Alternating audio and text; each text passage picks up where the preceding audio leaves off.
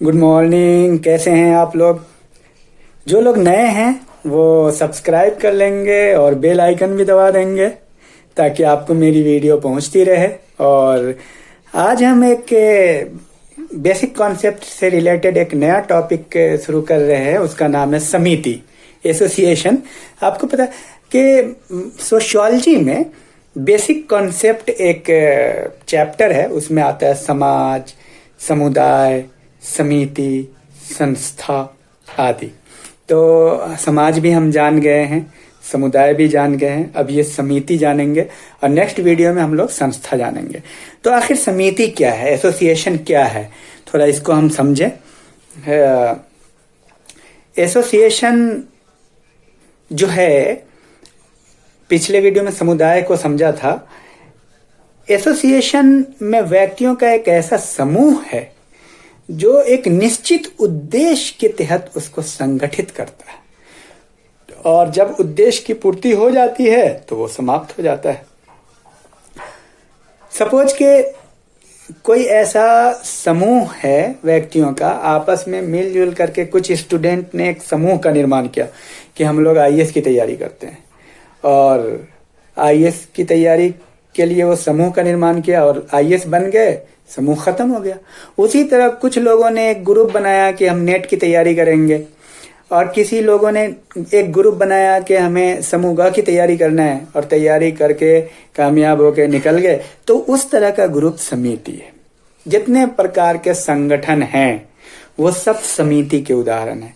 उनका अपना एक लक्ष्य है, उस लक्ष्य के तहत वो काम करते रहते हैं। जैसे मान लीजिए एनएसयूआई है या एबीवीपी है, इवन स्कूल है, कॉलेज है, ये सब समिति के उदाहरण है। स्कूल है, एक विशेष उद्देश्य के तहत बनाए गए हैं। शिक्षा का प्रसार करना, लोगों को शिक्षित करना स्कूल का लक्ष्य है, उस उद्देश्य के लिए वो बना है, तो वो समिति है। और संस्था भी है, वो आगे बताएंगे कि संस्था में क्या क्या होता है। उसी तरह परिवार का अपना एक उद्देश्य है, परिवार भी एक समिति भी है और संस्था भी है।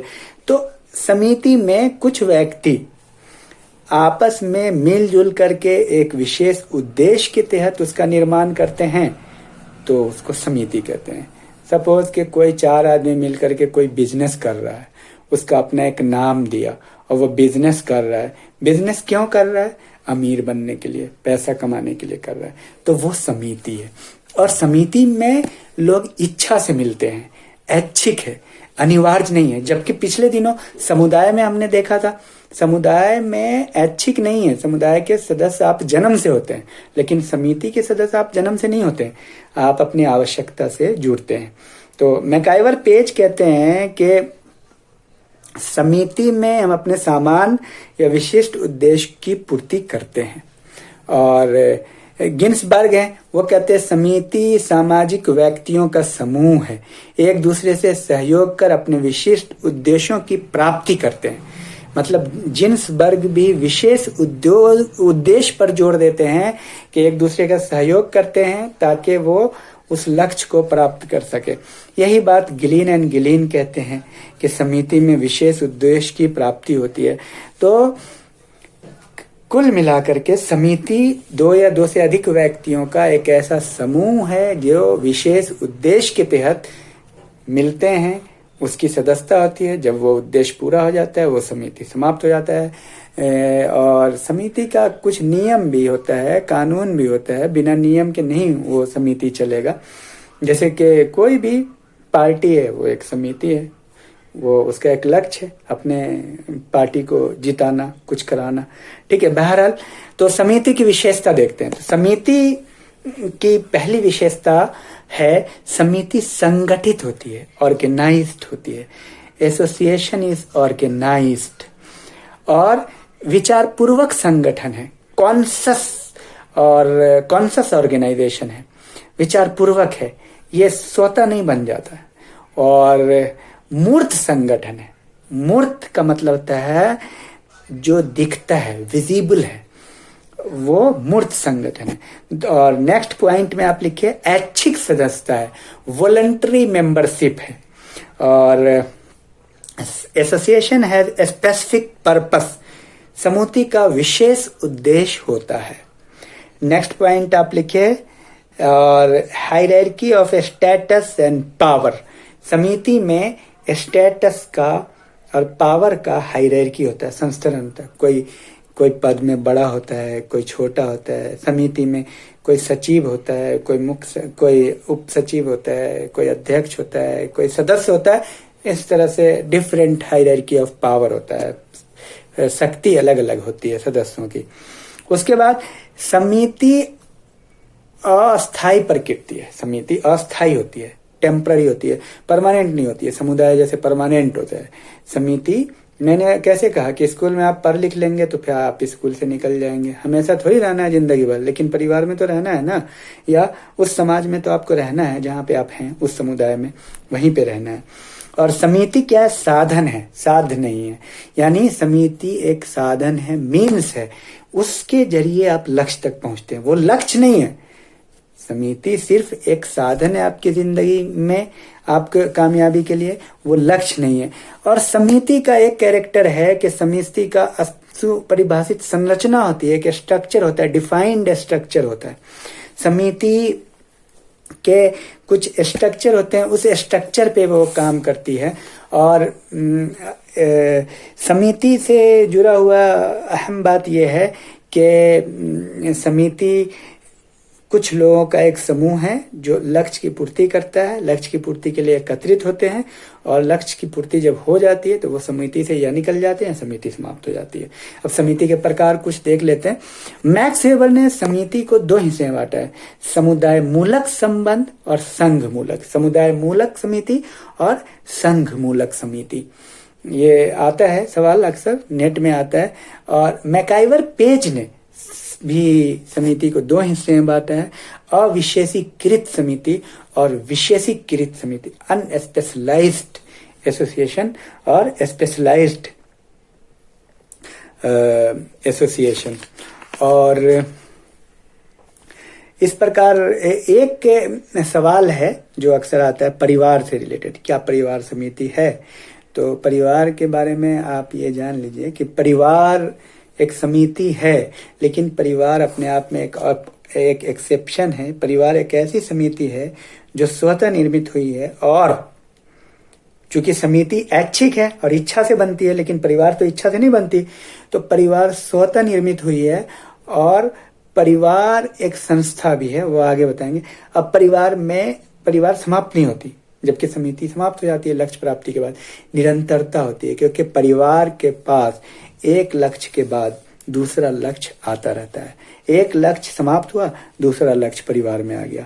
इसके कारण साइंटिस्ट बोलते हैं, मैकाइवर पेज बोलते हैं, और अगस्ट कॉम्ट बोलते हैं कि परिवार जो है निरंतर चलता रहता है, क्योंकि परिवार एक परिवार का स्वाभाविक विकास हुआ है, और परिवार जो है स्वतः विकसित हुआ है। परिवार की सदस्यता ऐच्छिक नहीं है, जिसके कारण परिवार अपवाद है समिति में। तो इस तरह से परिवार जो है, परिवार का लक्ष्य बदलता है। इसका उदाहरण मैं आपको बताऊं कि जब पति पत्नी होते हैं, जब शादी होती है नई, अब नई शादी जो होती है वो भी किसी परिवार से होते हैं, तो वो जो किस परिवार से होते हैं, उसी परिवार के लोग उनकी शादी करते हैं। उनकी शादी करते हैं तो एक नया परिवार बनता है। एक नया परिवार अगर बनता है तो उनका लक्ष्य उस समय जो होता है, अब जब वो बच्चा पैदा होता है तो उन दोनों का लक्ष्य बच्चों का केयर करना होता है, लालन पालन होता है। बच्चे थोड़ा बड़े हो जाते हैं तो उनका लक्ष्य होता है इनको पढ़ाना लिखाना अच्छे स्कूल में। अब वो जब पढ़ते लिखते हैं तो फिर कॉलेज में पढ़ाना उनका लक्ष्य हो जाता है। अब जब कॉलेज में पढ़ते हैं तो कंपटीशन की तैयारी करना उनका लक्ष्य हो जाता है। अब जब कंपटीशन भी क्वालिफाई कर जाते हैं तो परिवार का लक्ष्य होता है उनकी शादी करना, तो फिर परिवार का सदस्य उनकी शादी करते। तो ये निरंतरता परिवार में बनी रहती है। परिवार इसलिए समाप्त नहीं हुआ आज तक क्योंकि परिवार के लक्ष्य हमेशा बदलते रहे और कुछ न कुछ परिवर्तन उसमें आता रहा। तो बहरहाल ये समिति है। और जितने भी जैसे समिति और क्या क्या है वो मैं आपको बताना चाहता हूँ।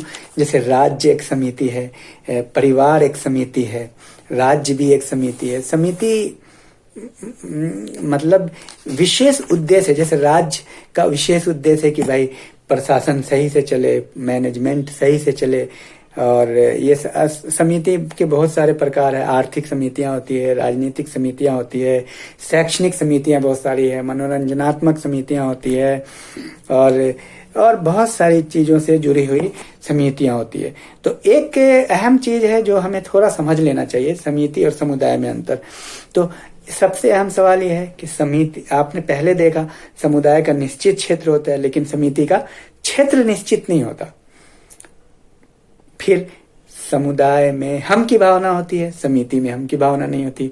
समिति में मैं की भावना होती है। हर व्यक्ति अपना इच्छा पूरी, जैसे क्रिकेट टीम है और क्रिकेट टीम में हर व्यक्ति चाहता है कि इंडिया का सबसे बड़ा खिलाड़ी बने, तो हर व्यक्ति अपने बारे में सोच रहा है।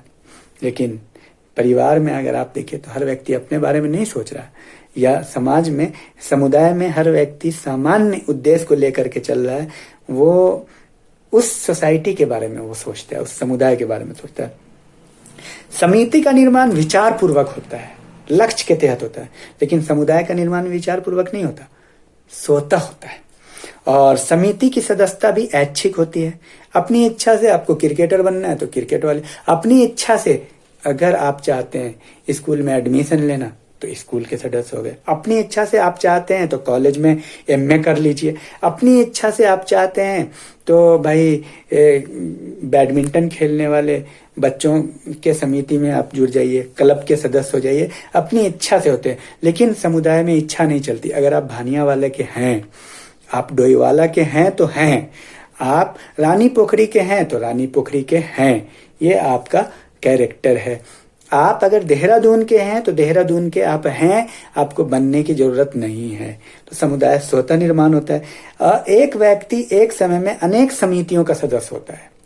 एक समय में आप मान लीजिए कि किसी गेम में भी हैं, स्पोर्ट्स समिति में भी हैं, कमेटी में भी हैं, आप एक कॉलेज में भी एजुकेशन कमेटी में भी हैं, आप डिफरेंट आप बिजनेस कमेटी में भी हैं, आप दुकान भी चला रहे हैं 4 लोगों के साथ मिलकर के, तो आप कई समिति में होंगे, लेकिन एक समय में एक ही समुदाय के सदस्य होंगे। आप हर समुदाय के सदस्य आप नहीं हो सकते हैं।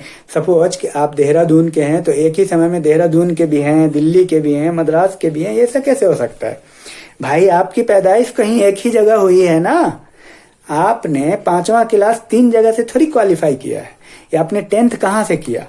तो आप एक समुदाय के सदस्य एक समय में रहते हैं, लेकिन कई समितियों के सदस्य आप रह सकते हैं। और समिति में औपचारिक संबंध होता है। औपचारिक का मतलब होता है फॉर्मल रिलेशनशिप, नियम कानून का संबंध होता है। आप जो है ना एक दूसरे से नियम से जुड़ते हैं। और समुदाय में अनौपचारिक होते हैं, एक दूसरे से बहुत ज्यादा तपाक से मिलते हैं, अनौपचारिकता होती है, आपके अंदर एक हम की भावना होती है, एक अपनापन की फीलिंग होती है। समिति में लोग सिर्फ व्यक्तिगत हित की बात सोचते हैं, अपना पर्सनल, लेकिन समुदाय में कॉमन इंटरेस्ट की बात करते हैं, सामान्य हित की बात करते हैं। समिति का आकार अपेक्षाकृत छोटा होता है और समुदाय का बड़ा होता है। जैसे देहरादून में हजारों क्लब है, हजारों स्कूल है, हजारों कॉलेज है, हजारों शैक्षणिक संस्थाएं हैं, समितियां हैं, हजारों संगठन है। तो समिति के लोगों के बीच स्वार्थ की भावना पाई जाती है, लेकिन समुदाय के लोगों के बीच हम की भावना पाई जाती है। समिति साधन है, जबकि समुदाय साध्य है। समुदाय ही लक्ष्य है, एंड है। समुदाय तो हम चाहते हैं, लेकिन समिति तो सिर्फ साधन के रूप में इस्तेमाल किया। पहुंचना कहाँ है आपको? आप तो वहीं घर ही पहुंचना है ना। ओरिजिनल लक्ष्य तो आपका घर है, स्कूल थोड़ी घर है, कॉलेज आपका घर थोड़ी है। कॉलेज तो अपनी जरूरत के तहत गए, पहुंचे कहाँ? तो साधन लक्ष्य।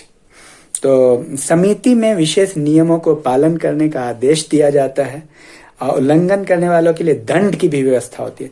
समिति में नियम होते हैं, उसका उल्लंघन नहीं कर सकते, दंड होगा। लेकिन समुदाय में रीति रिवाज प्रथा होती है और इनके द्वारा उल्लंघन करने पर दंड दिया जा सकता है। ऐसा नहीं है, वहां भी दंड देने की प्रावधान है, लेकिन अनौपचारिक है। ठीक है। समिति में लोगों के बीच क्या कहते हैं, स्वार्थ होता है। तो ये सारी चीजें हैं। समिति जो है बाद में बनता है, आपकी इच्छा से बनता है, और समुदाय आपकी इच्छा से नहीं बनता। और आप के पैदा होने के वक्त बन जाता है। जन्म से ही आप किसी समुदाय के सदस्य होते हैं, आप किसी क्षेत्र के सदस्य होते हैं। तो बहरहाल अब मेरे 3 सवालों का वक्त आ रहा है। आज हम सवाल करते हैं समिति से कि समुदाय से, कि समुदाय के सबसे पहला सवाल है कि समुदाय के की विशेषता क्या है। समुदाय के आप समुदाय की 3 विशेषता का उल्लेख करें। समुदाय के सबसे महत्वपूर्ण 3 विशेषता का उल्लेख करेंगे कमेंट बॉक्स में। Thank you.